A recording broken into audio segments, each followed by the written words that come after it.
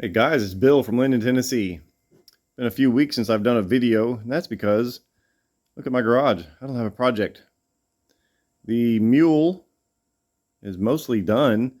I've got a winch on the front of it that I need to just run the power cables to the battery. I installed a bigger automotive size 12-volt battery in it. I had like a little lawn and tractor battery just to keep the systems going, but I got a bigger battery now, and I've also got this inverter over here. It's a 12-volt inverter that I could run off of that 12-volt battery. So those are two things, but they're not really super pressing.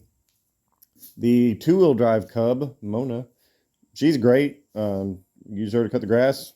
Everything's fine with that. Nothing to do there.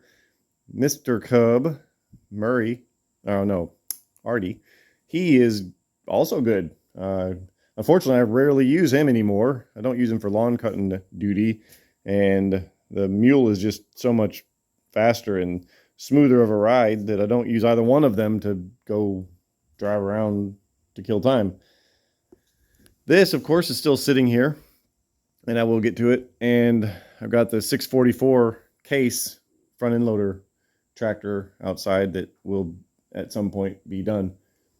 The next project for me anyway is to put some insulation in these walls, put a ceiling up here, insulate the attic space, block that off somewhere, put like a door, because that's good stuff.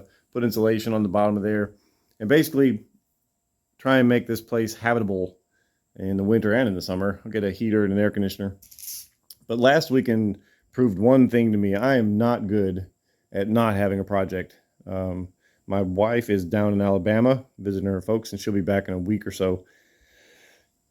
But I'm not good at not having a project, and I've been wanting a tiller for a while. I have a little tiller. You can go way back in my videos to see the little tiller that I had on the back of my Murray conversion, but that kind of sucked. I've got a tiller now. This came up on Marketplace a while ago. The guy wanted a lot of money for it, and I was tempted. And then he marked it down to less a lot of money, and I was tempted further.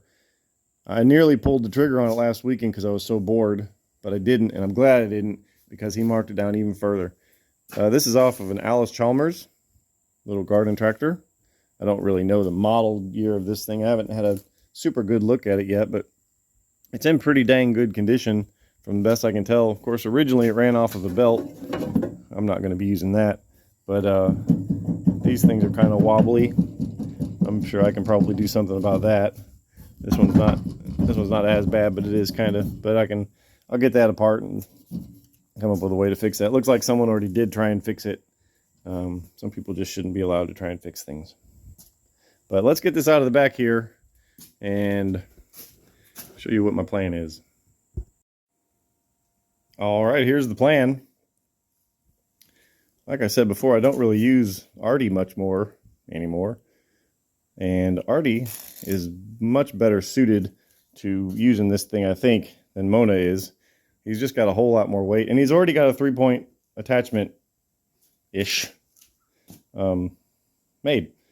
So what I want to do is, originally, this implement would have been on a Brindley style hitch. So this would go into a little sleeve, what do you call it, sleeve hitch? A little sleeve on the top, and that's what you would control the up and down motion of the thing.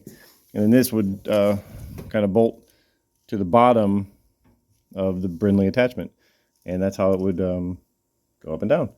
But I'm not going to do it that way, of course. But what I might do, what I want to do, is use, obviously, my boom pole to raise and lower this thing. So I want to make a couple rigid mounts that'll most likely, now I'm looking at it, pick up from right there, where they're meant to be picked up from, come out straight, and then go to my lower 3-point link locations. And yeah, I think that'd be pretty cool if I could make that work somehow. And then use the boom pole to raise and lower it, just kind of on a swing arm, so it goes up and down. It wouldn't be like a cool 4-link or anything. It just, kind of swing up and down. And there would be a variable amount of depth of depth of plow. I don't know what you call it.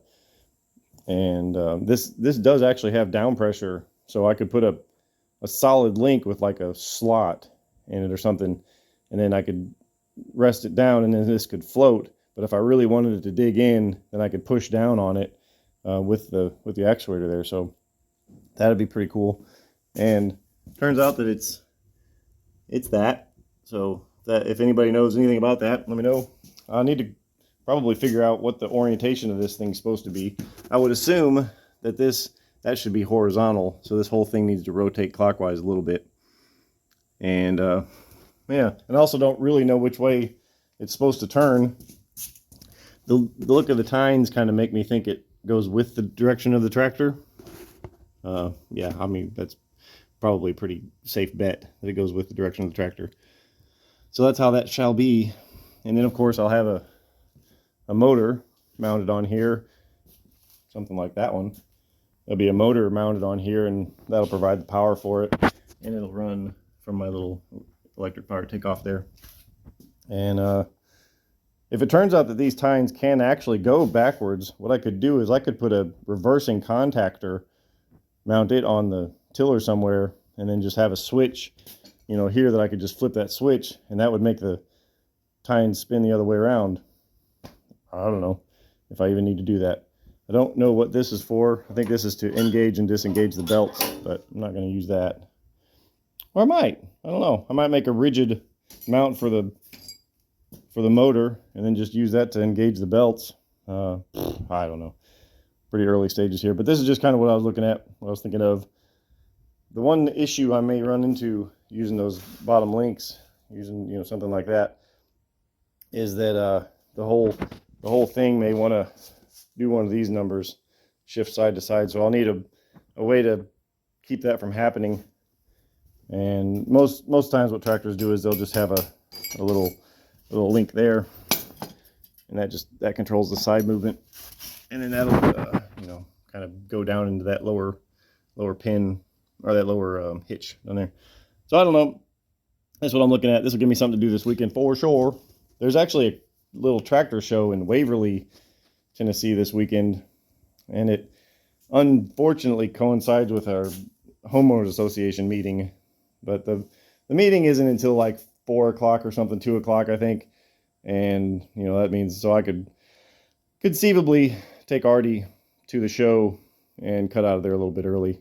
I'd like to take both tractors. That's my biggest problem, is I want to take both tractors, but I've only got one trailer and it's not big enough for both of them. I've got a bigger trailer that I can do both of them, and I have done, but that 16-foot trailer is a lot to ask of my little Tacoma. Of course, I could put Mona in the back of the Tacoma and put this on his trailer. I don't know. I'll think about it. But anyway, I think this is going to be pretty cool. I think this is going to work out really, really great. It's the correct width as you would expect it to be. And I should be able to raise and lower it, and I'll have plenty of power. And I think this is going to be pretty cool. So a little bit of work to do on it. Got some body work to do. That's all bent and dented up, and but that's certainly within my wheelhouse. But pretty excited about this. So this is going to be a fun little project, and I'll bring you along. So thanks for watching. We'll see you next time.